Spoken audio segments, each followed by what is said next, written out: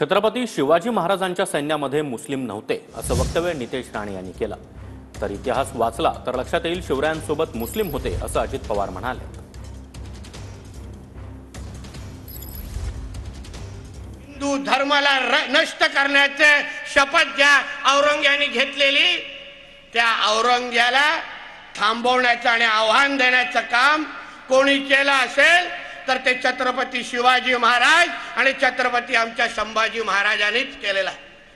म्हणून आमच्यातले काही काटे आहेत सांगण्याचं की नाही शिवाजी महाराजांच्या सैन्यामध्ये मुसलमान होते। कोण मुसलमान नव्हते तिकडे, उगाच टेप रेकॉर्डर चालवता।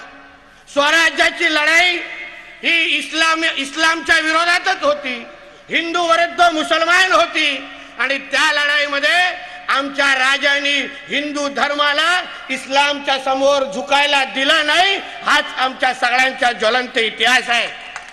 छत्रपती शिवाजी महाराजांनी त्यांच्याबरोबर जे काही लोक होते त्याच्यामध्ये मुस्लिम लोक देखील होते।